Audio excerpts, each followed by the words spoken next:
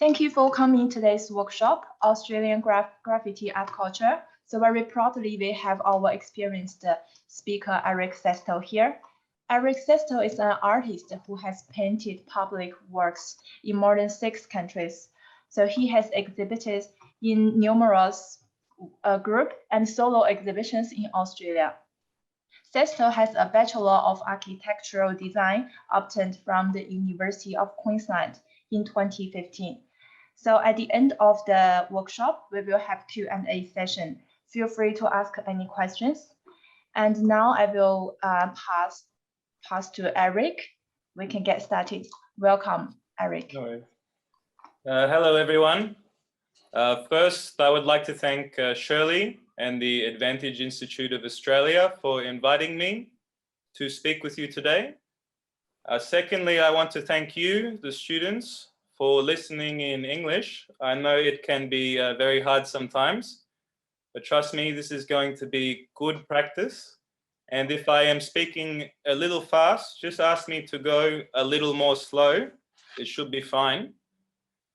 Now, I'll show you some pictures first of graffiti and street art in Australia. These are some of my favorite artists here. This is Mick Sheeder. Yeah, this guy's very, very talented. This is another favorite one of mine. I will talk more about this artist later. This is David Lee Pereira.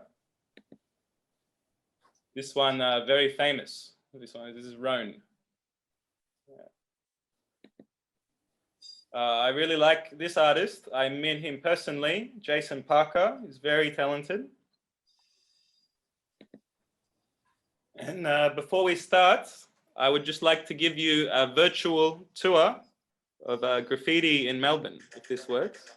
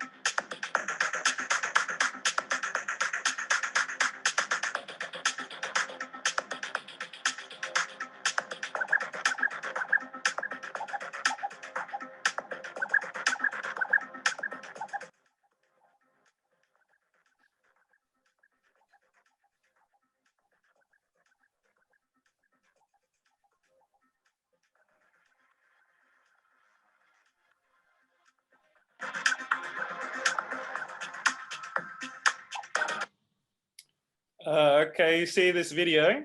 There's lots of good art in Melbourne. Believe me, I did not travel very far at all to get those videos for you. I took a very simple walk around the city. So if you are considering to study in Melbourne and visit Melbourne, I highly encourage that you come. There is much more to see than that. Now, as Shirley already introduced me, I'm going to talk about myself a little bit again. This is me here when I am painting in Panama. So my name is Eric Sesto. You can call me Eric. And I've taught many times at the Global Business College of Australia and other kind of private tuition opportunities. And I studied architecture at the University of Queensland. Now, I decided after I studied architecture that computers were not really for me, but I had a big interest in art and the urban environment, and that is what led me to do street art. Now, in Australia, many people who do street art are students of design or art. So if you are studying design or art, keep going if this is something that you would like to do. The thing that will make the most difference in this career is dedication and ambition. Now, I started painting when I was a little boy. So maybe I was 5 years old when I started painting. This one's in Costa Rica. This one here is from my exhibition in 2018 in Melbourne.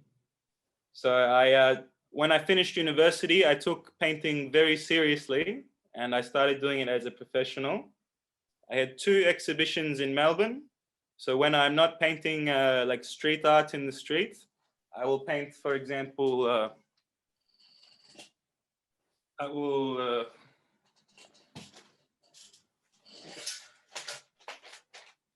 paint in my studio, for example.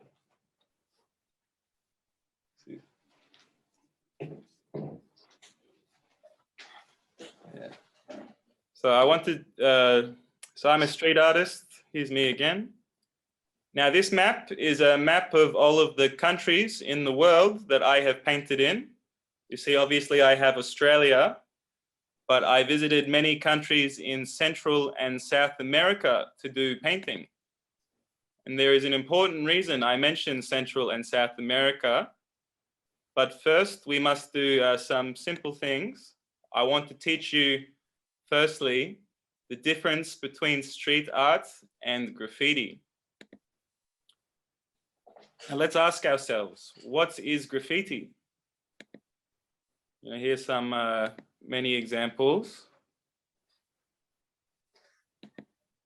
So graffiti is about lettering or writing. There is not a direct message with graffiti. So if you sit there and you try too much to read the words, you might get a bit confused because it is mostly about making the writing beautiful. So how to style it in the best way possible. Sometimes images are used in the writing for graffiti, but graffiti is most commonly recognized from the writing. Now, there are many good examples and many bad examples.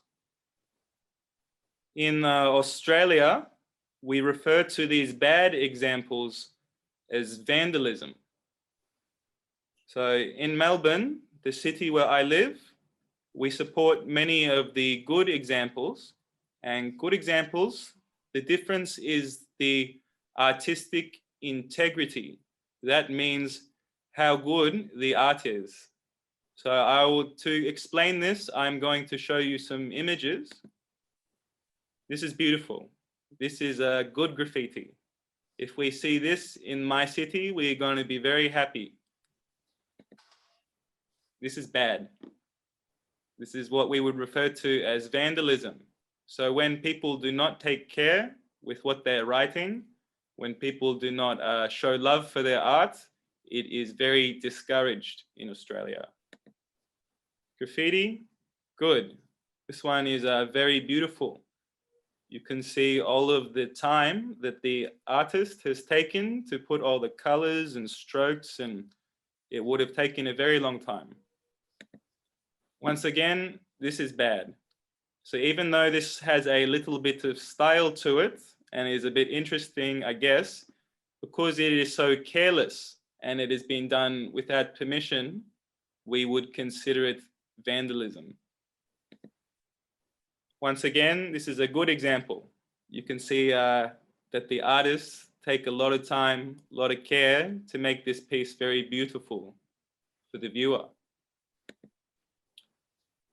So I would just like to say before we continue, now often the difference between graffiti and street art, it's a little bit confusing. The reason it's confusing is because graffiti has its history in vandalism. So graffiti has only been more legal, more permission in my country for maybe the last 10, 15 years. And before that, it was all illegal. All of it was bad, but there's been a lot of change.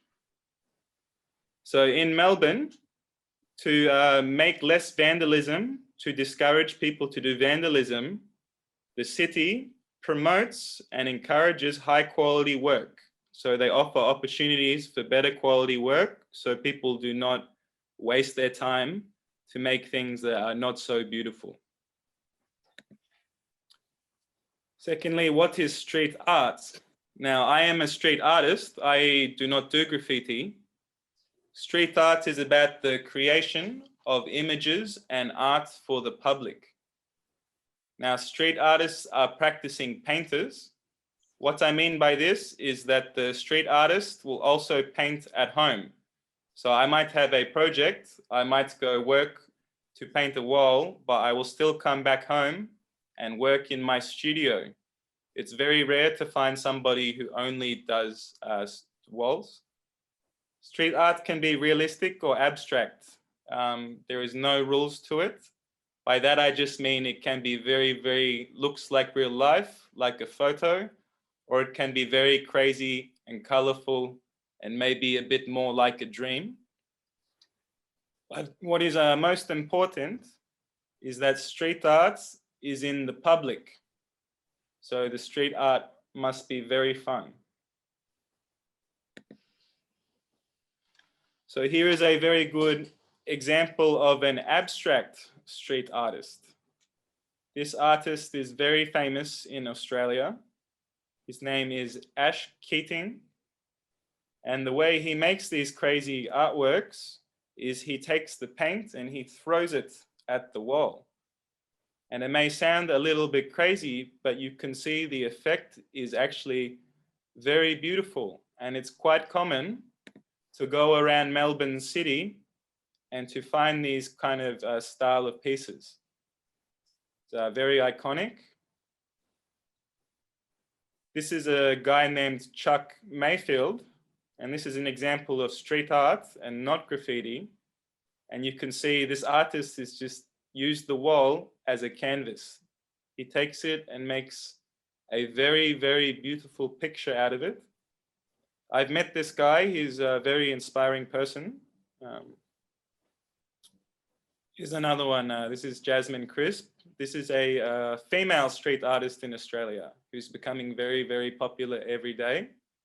And this is a painting of a celebrity from Australia. So you can see sometimes instead of making statues or other public portraits of people, very often they will just ask a street artist to paint the wall instead of make a statue or something like this.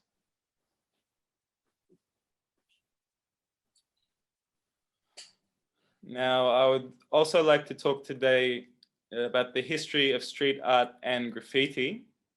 So before I can tell you about street art and graffiti in Australia, I must first tell you about street art and graffiti in the whole world. Now, graffiti started in New York City in the 1930s, so a very long time ago. Obviously, they did not have beautiful colorful things like we have nowadays. It was a bit more similar to vandalism, but there was a big influence from the culture of the South American community. And this is the reason why I mentioned South America and Central America before in my presentation, because I was fortunate enough to go to these countries, and they are essentially the countries that begun the culture that is street art nowadays. So you see, in 1950, we have the first murals from Mexico.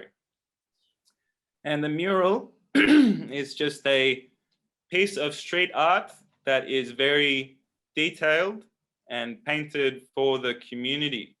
So the first time we ever saw big paintings on walls in the world was in the country Mexico. So when you think of street art, you must always think of Mexico as well. Now, in the 1970s to 1980s, New York City was becoming very big for graffiti. It was becoming a noticeable international thing. And at first, many people did not like it, but many artists still continued. So in the 1990s, we have street art as a more accepted art movement. So as I say, in the 1980s, it was very discouraged. People said it was bad. In the 1990s, people started to agree.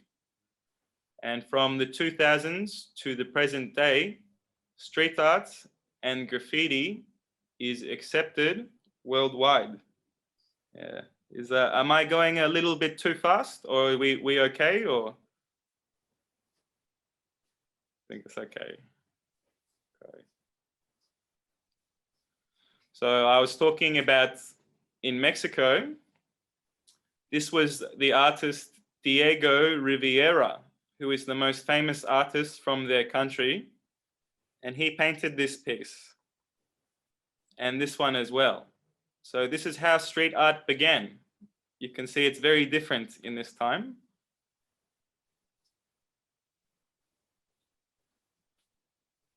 And here is a picture of New York City from the 1980s. So this is really where graffiti began and took up, most of the time. And in the 1980s, we also have this artist, Keith Haring. Does anybody know Keith Haring? No?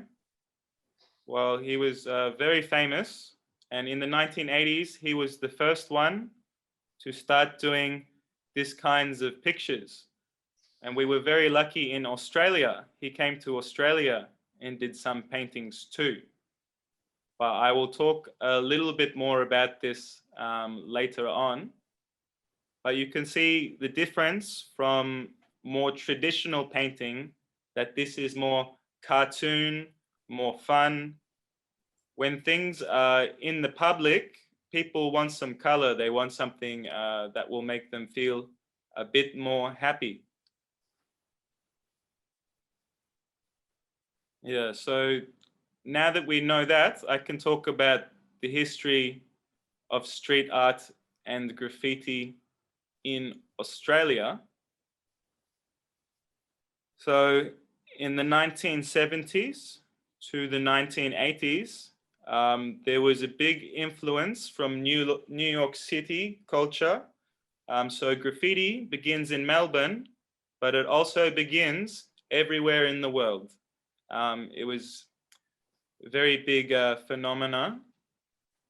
Then in 1983, which is still in the period where people were not sure about street art, Keith Haring was invited from New York City to do a mural in Melbourne.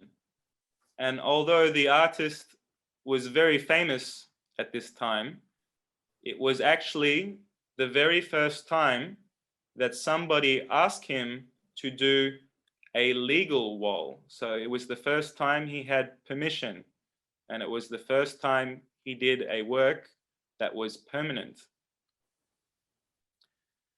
And in the 2000s, stencil art becomes popular, and tourists begin to visit Melbourne for street art. So from 2000s onwards, very quickly, art became very, very popular in Melbourne.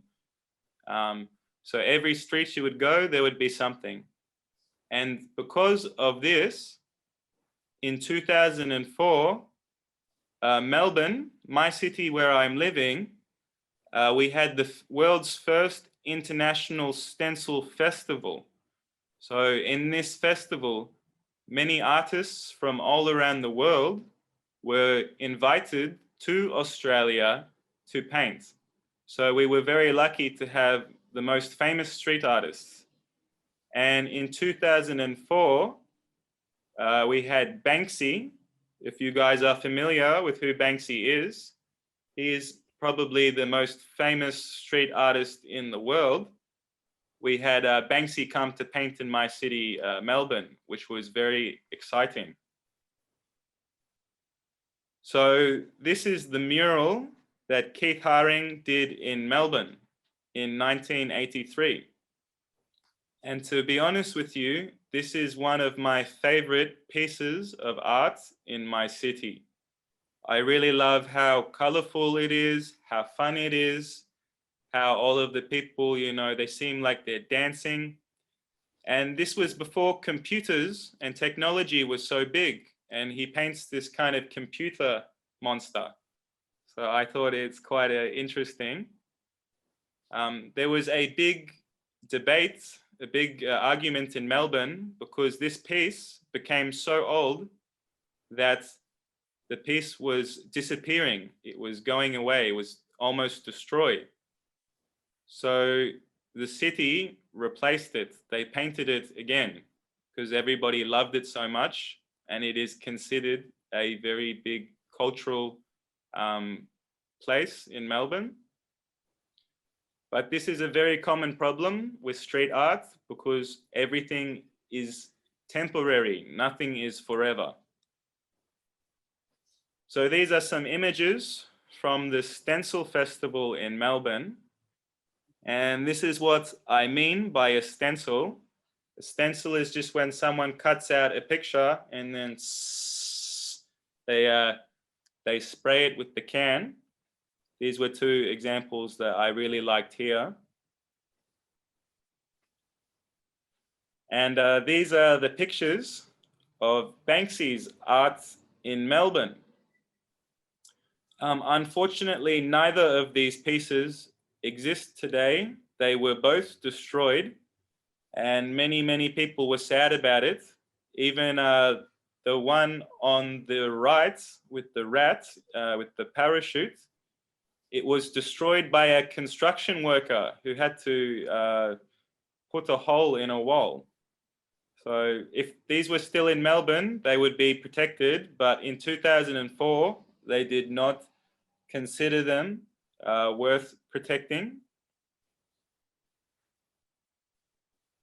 Now, I guess we can talk about why is street art culture so popular in Australia? Now, firstly, Australia is a very young country. It's not like China. It's not thousands of years old. And in China, you have buildings that are very, very ancient, very detailed, very important buildings. You cannot just spray graffiti on an important old building. It's not good, you know, because that is history.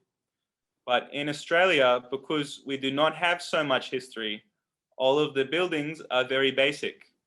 So it is perfectly acceptable to paint on them. And in fact, it looks much more beautiful when we have the paintings. I'm sure if you walk around the city in China, everything is already beautiful. But in Australia, without the street art, it's for me would be very boring.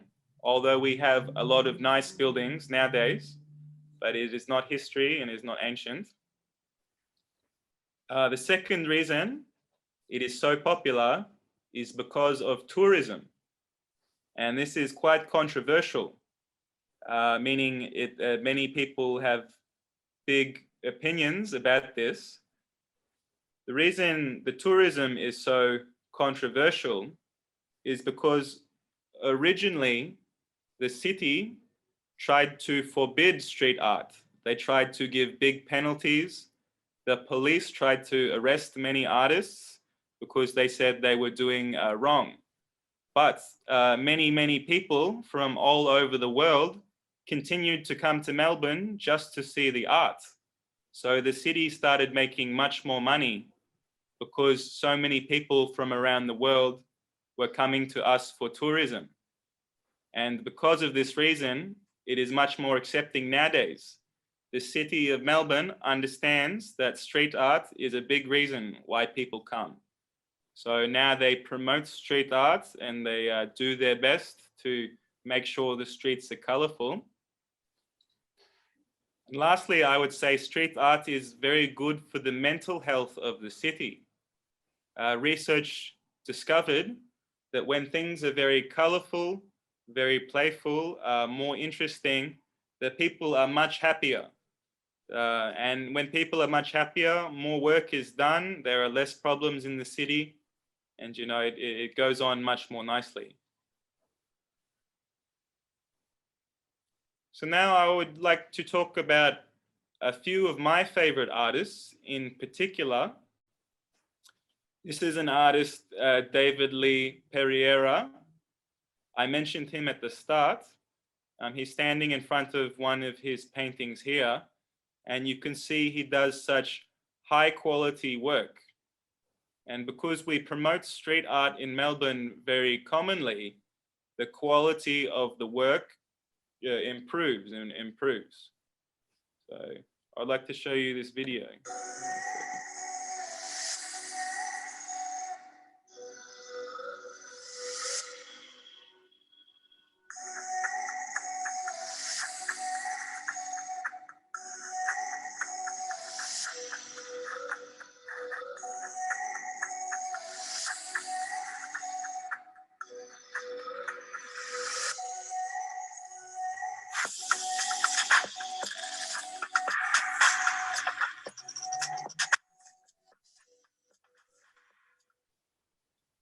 So this building in this project was actually a center for people with disabilities and mental disabilities. And you can see that it is such a boring looking building. So they asked David to come paint these beautiful flowers on the building. And I feel the flowers really celebrate the people with disability. And now many people from all over the community come to see the painting and how beautiful that it is. And yeah, it's very, very nice. Here's another one that he did.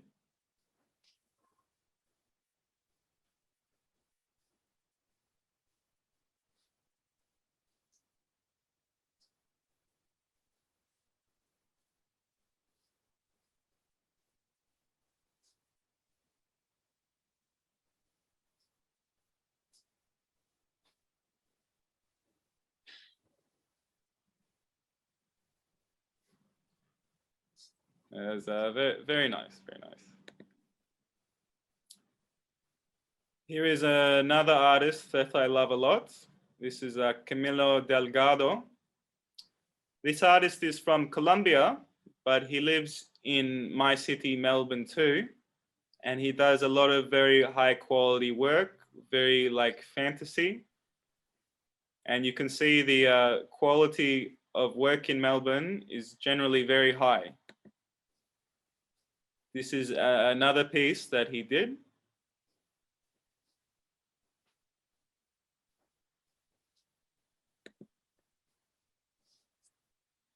Now, this artist, Adnate, he's a very big artist to understand and realize in Melbourne. There are probably more pieces in Melbourne by Adnate than any other artist. And you can see in his work, he celebrates the Indigenous, the native community of Australia. And he also likes to celebrate the international community in Melbourne of people from all over the world coming to see, coming just to live in Melbourne.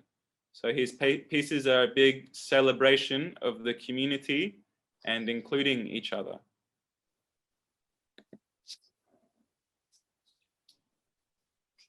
This one here, Mike Macatron, is very cool.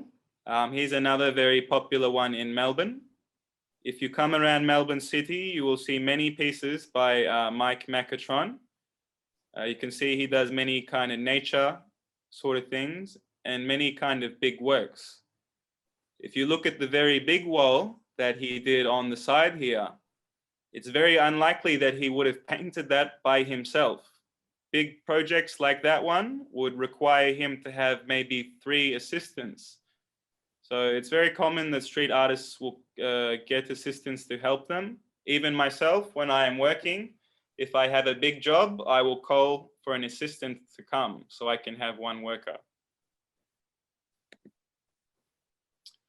The last thing I want to show you before we do a question session is that I just want to show you the rural street art. That's art outside the city. So even personally, I grew up very far from the city. In my town where I grew up, we only had 200 people. So it was very small. And when I was a young boy, you would never see any art in the countryside. But now in Australia, because the cities are becoming so popular with street art, and because many people come to Australia for street art tourism, the country places, the small places very far from the city, are also creating many street art locations for people to visit. And outside the city, we have many big structures, and it has begun a new trend in street art in Australia. So this is very, very big. If you come to Australia, you can even drive around the whole country and you will see many things like this. This one's very beautiful. Obviously, a message about the family, you know, lots of nice colors.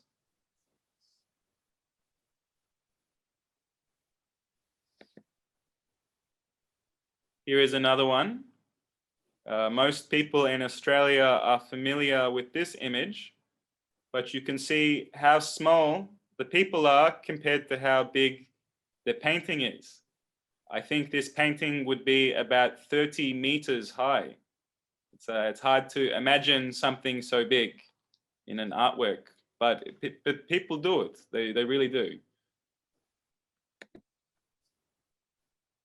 Here is another one.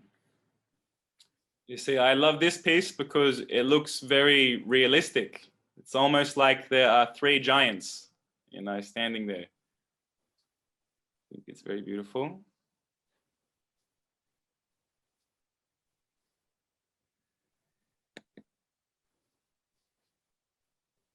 Here is another one.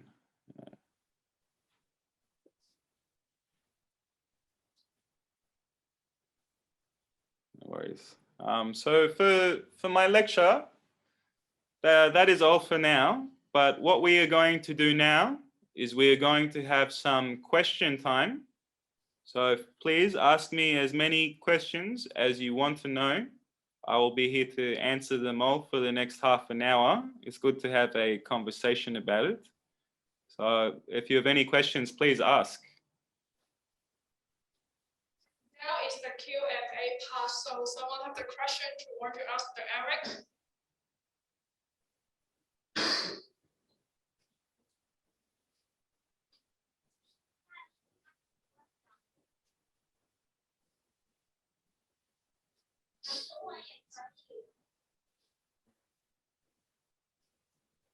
No questions?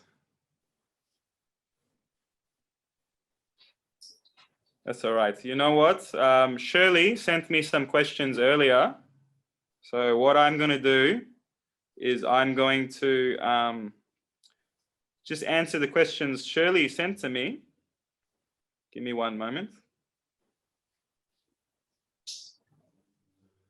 So Shirley asked to me for the question time, she said, is graffiti a pop culture? Pop culture just means very popular culture. And I would say it is definitely a pop culture. The reason being is it's not a traditional culture at all. like I was explaining before, for many, many years, many decades, street art was illegal all around the world. So the fact that it has been so popular is not through any decision of the government or any decision of the law. It's because the people loved it so much and the people in the public love it so much. And I think that's what makes it a pop culture. And if you look very closely at street art, especially the graffiti styles, pop art is a very common style to put into street art. In fact, they are very related. Sometimes it's hard to put realistic imagery onto walls. And because of that, people choose to do more pop style artworks. Pop is more fun too. And you know, graffiti culture has a lot to do with music. So I would say it is definitely a pop culture. Question 2 that Shirley asked to me, she asked, is street art a culture? And is there many graffiti in Melbourne streets? And I would say street art is definitely a culture, and not just an art movement, because street art in its earliest beginnings always was from people in situations of poverty.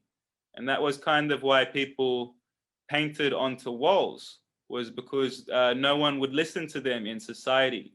So to have their voice heard, so people would pay them any attention and acknowledge them, they would create these artworks on the walls. And this has been so popular. It was not just one person or two people. It was many people all around the world in situations of poverty that continued to do street art and graffiti despite the fact it was illegal. So there is a very big culture of hardship and of trying to have a voice shared that is behind street art. And although nowadays the quality of street art is very high, and there are professionals like myself who, you know, I trained in schools. I definitely did not do any vandalism when I was young. I started doing paintings, not graffiti. But even though it has changed a lot nowadays, it still has that big message from people who did not have voices to begin with.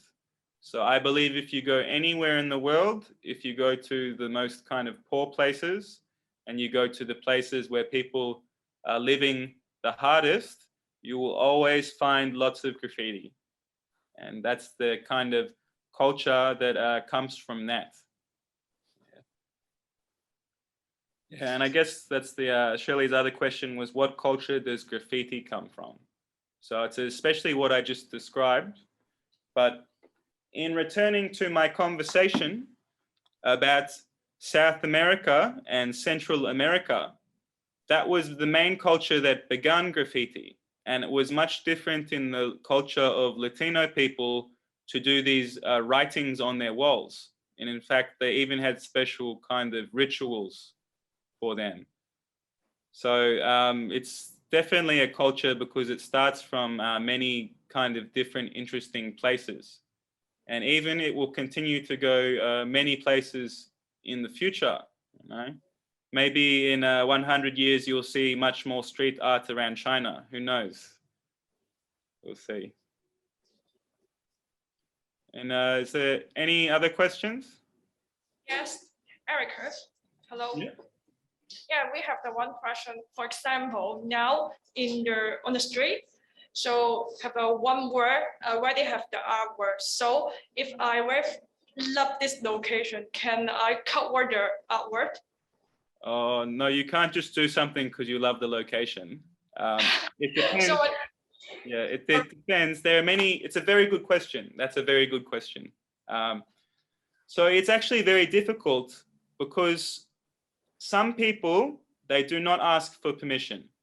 And this is very often vandalism or even good graffiti sometimes, but they will just come at nighttime when nobody's there and they will paint it. But they just have to hope that they do not get caught, because if they get caught, they will be in trouble.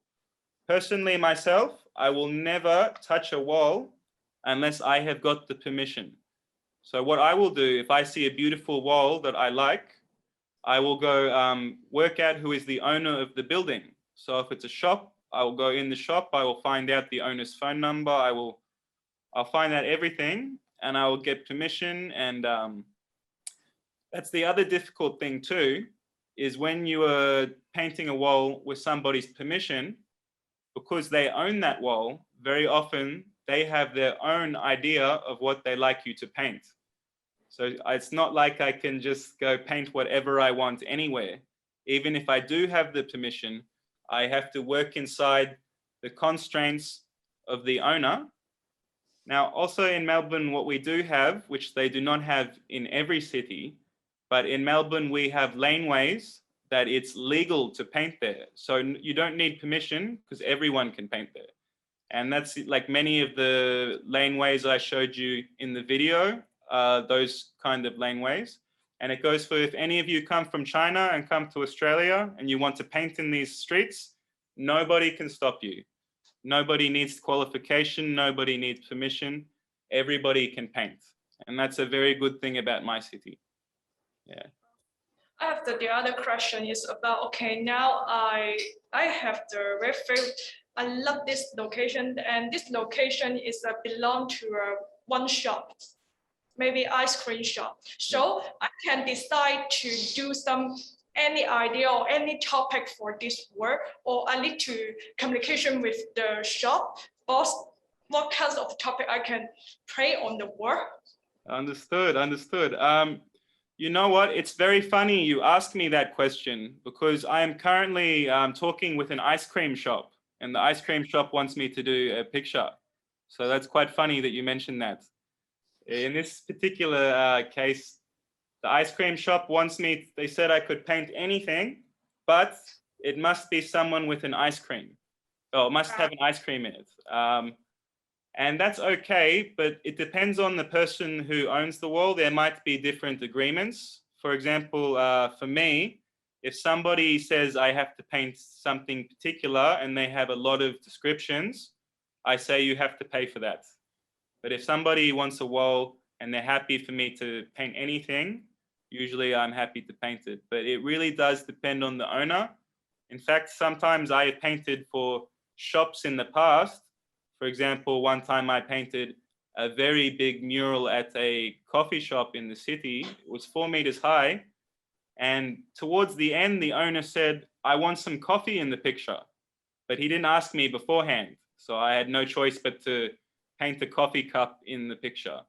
So sometimes it's difficult. It's a bit ambiguous. But I would say the key part to doing anything properly is to get permission and to talk with the owners. And the two reasons for this is if you do not have permission, not only will you get in trouble, but it is very likely that somebody will put graffiti over your artwork just because it's anywhere. If you get permission, usually the owner wants to protect the artwork, so the artwork will be more protected.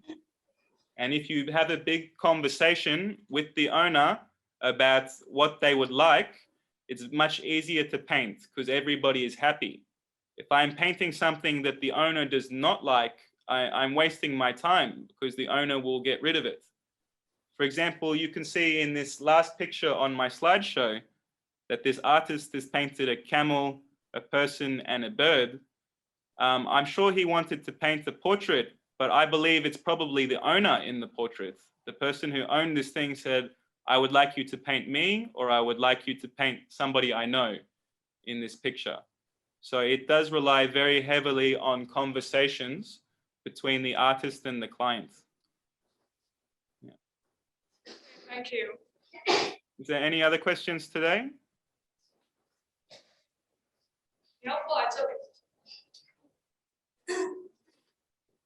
Hello.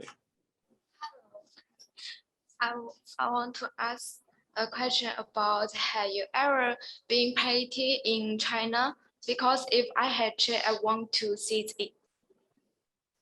Yeah, I have not been to China, to be honest. No, I really would want to. From my Yeah. knowledge, is there not a lot of street art in China, no? It's a bit more difficult. We are welcome. You can come to the China and painting in our country. I would really love that. I think China is a very beautiful country for art. We even have some Chinese art galleries in Australia of the best Chinese artists, and I think it's very impressive. So I would definitely love to come to China to learn more, not only about the art culture and to do some paintings, but also just to see the Chinese culture. And it's very nice, you know. Like maybe 2 years ago, we had an artist from China come to Australia, and I got to meet him and experience his paintings, and it was very exciting, you know. Yeah. Okay. I want to ask another question about this word.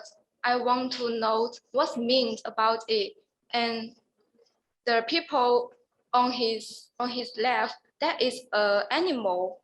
Why why why why would the The camel animal. So Yes. in Australia, it's mostly desert. Do you know what I mean by desert? It's very dry, and there's just sand in the center. So people needed camels. This animal is called a camel. People needed that to get around. Without those camels, people could not get anywhere. People would use it as transportation. So this piece, because it is very far away from the city and it is in the desert, is about celebrating the culture and the history of people there. So in the history, they had to use these animals as transportation. Yes, thank you. Oh, thank you. Very good question. Thank you for that. Yeah. Do we have any other questions? I can even go back through the slideshow again if you have any questions about the artwork.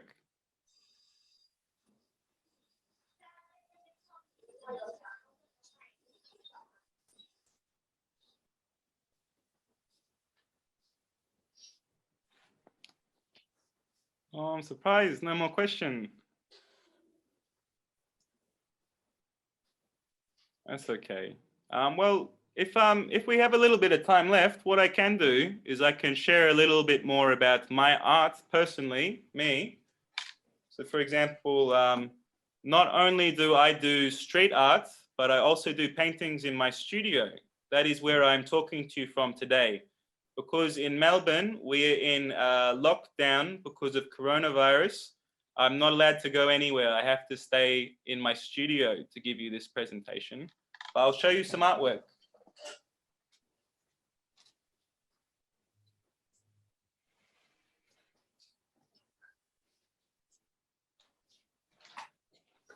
This one, for example, it's a painting of my hometown.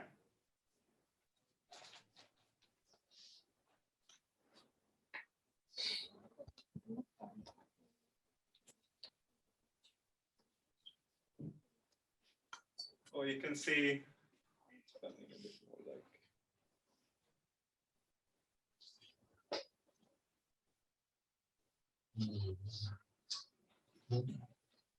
Yeah, so I also do paintings for galleries in Australia. So that is actually the way that a lot of street artists will make money, because in doing street art, there's not always a lot of money in it. Sometimes I might get paid a lot, or sometimes I might have to do the work for free. And this is very common if you want to express things. I would say street artists are much more about giving art to the people than worrying too much about the money side. And because of this, it is absolutely necessary to create paintings and to do exhibitions to kind of generate some money. So very often people will see the street art in the street, and although they cannot purchase the wall, they will contact the artist and they will buy something from them. So you see this picture I have here. This was from my exhibition that I did in Melbourne in 2019. And this gallery they asked me to paint the walls of the gallery, which was quite unusual. So they gave me this room for 1 week before the exhibition, and I painted on these walls, these kind of improvised sort of things. And this piece was from Costa Rica. Do you guys know Costa Rica? It's a very tiny country. It's near Mexico. And I was there in 2018. And I was staying at this hotel.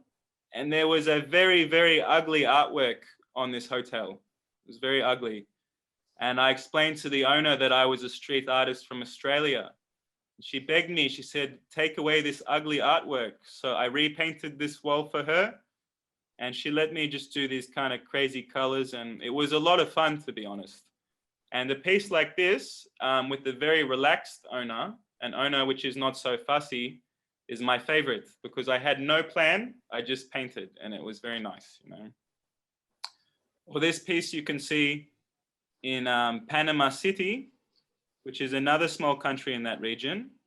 And this, they only have one area in the whole city for walls, for paintings. And they let me paint one of the walls. But I'll show you quickly, if you stay with me 1 second, I'll show you some videos of me painting. 1 second.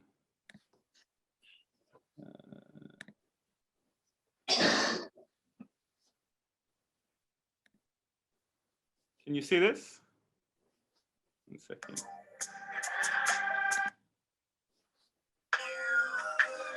Can you see this video?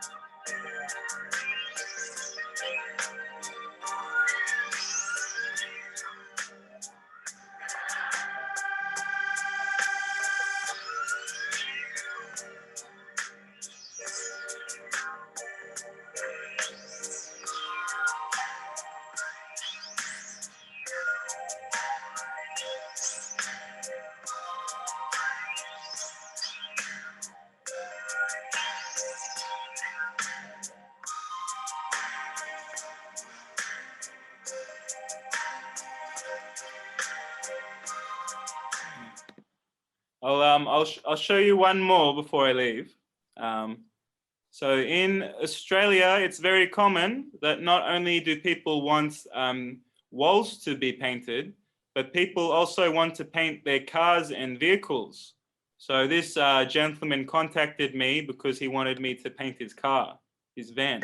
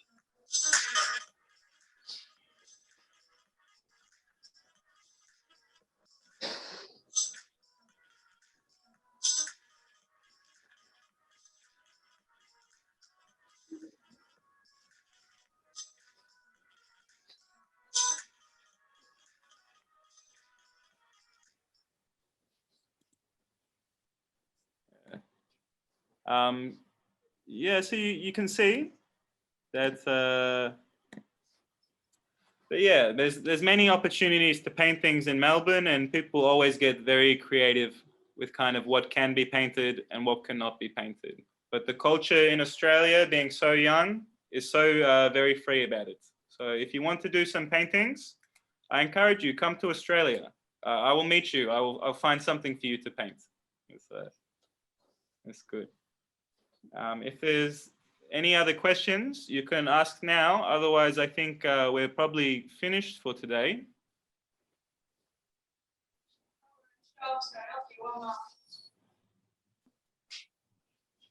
Shirley. So I would invite you to keep watching next week, or in the future. We have more in this lecture series, which I'm sure Shirley will mention now. Yep, our next workshop will be on 26th, next Tuesday, 2021. So we encourage all students to come as well. Thank you so much for attending today's session, and thank you, Eric.